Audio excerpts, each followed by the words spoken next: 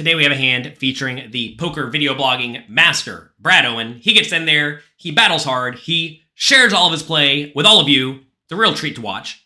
And today he's playing 5-10 No Limit Hold'em, which is a game I actually grinded a ton when I was living in Vegas and was only playing poker.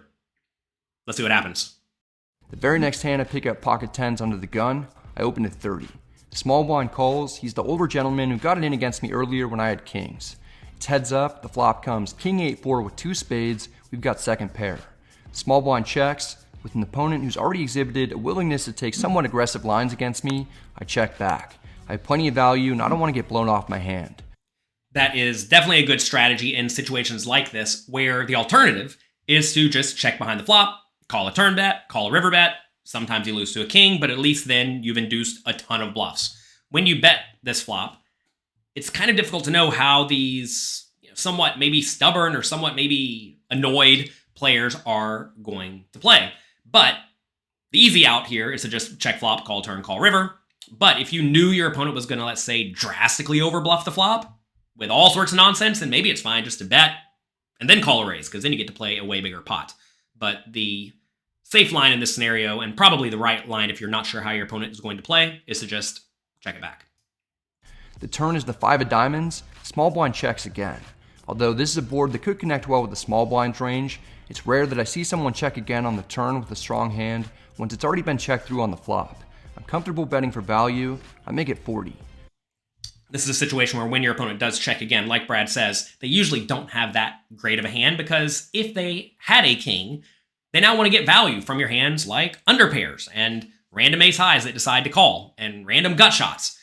Because if they check, you're going to check behind with a lot of those hands, and then they're just not going to get a whole lot of value.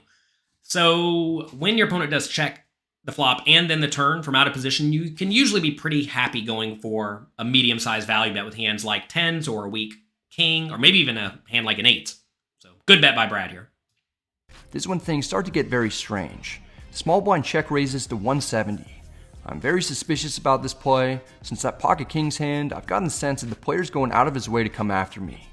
Ooh, we have the feeling that they're going to come after us. Look, we've all had a feeling like that in the situation of Brad's, where we think someone is going to just try to overbluff you a little bit too much. So I want to know is, how do you react in this scenario? Do you not change a thing and just keep playing normally? Do you make a point to stay out of their way? Or you fight fire with fire? Pause the video and let me know what you do in the comment section below. This is an interesting scenario where you have to ask, how confident am I that this player is actually annoyed and actually going to try to come after me? Because most players in most games aren't trying to run insane bluffs for almost no reason. But some players, not necessarily even saying this particular opponent, but some players have a bit of a chip on their shoulder, and they don't like it when someone gets the best of them. And they want to try to show you who's boss. Now, if you're against that type of player and you think this player is going to drastically overbluff the turn with perhaps any gut shot, any flush draw, maybe he's going to turn a hand like bottom pair or middle pair into a bluff, against those players, you can't go around folding hands like pocket tens. I definitely think you should adjust these players in general, kind of like perhaps Brad adjusted on the flop a little bit. He did not want to just get a load of money in on the flop. I think that's usually a pretty good adjustment if you're not sure about your read. But as you are more and more sure about your read, you should actually get in there and battle pretty hard, because these players are going to be drastically overbluffing, which you can then drastically overcall against and scoop up big pots with hands that you would normally have to be a little bit more cautious with. I call one time to see what happens on the river. The dealer puts out the jack of clubs. It seems like a card that isn't great since tens are downgraded, but in my mind, the river's a brick, since there shouldn't be anything that the opponent would have check raised me with on the turn, either for value or as a bluff, that hits a jack unless somehow he pulled that move with two spades and one of them being a jack. Interesting scenario to ask yourself. If he did have a flush draw with a jack, would he check the turn? I mean, maybe. If he did check raise the flop, or sorry, if he did check raise the turn with a jack, would he even bet it on the river? Some players just go insane and they will. Some players won't.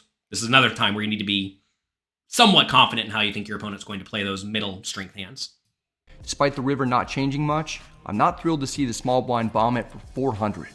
I told you what my read is on the player, but can I really call a pot-sized bet with third pair? I've made some light calls when facing big river bets before. and I'm pretty much always wrong. It turns out whenever people blast it on the river and you're not playing the highest stakes games against the best players in the world, more often than not, they are under bluffing. I completely agree. Sometimes you have to read, though.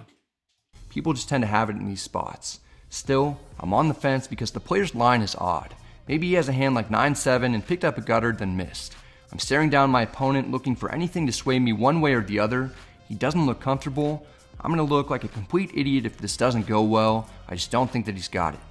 I call. The small blind isn't happy. He reveals that he has ace-3 of hearts. He has no pair. He turned a gut shot straight draw then tried to bluff me. I show what I owned his stole with, and everyone at the table's pretty shocked. Sick. Nice call by Brad. I definitely like it in this scenario. This is a spot where he had a lot of things happening that induced him to find a call, right? We had the guy who's maybe annoyed from the previous hand where he paid Brad off when Brad had kings. It seems like this player's trying to play pots with him. Also, he checked the turn, right? And a lot of people, when they check the turn, they usually don't have all that good of a hand, but they still check raise. So unless he's really tricky and really willing to give up a lot of value with hands like sets or 2 pairs, or maybe even top pair with a good kicker, it's a spot where he's probably going to have a range that lacks really good hands. And then, after putting in the 400, Brad made a read where he got perhaps a little bit of a physical tell where it looked like his opponent was not all that comfortable. All those things combined, that's when you want to be making the somewhat light calls against most players in most games. But without all those reads, you probably should just fold to the turn check raise.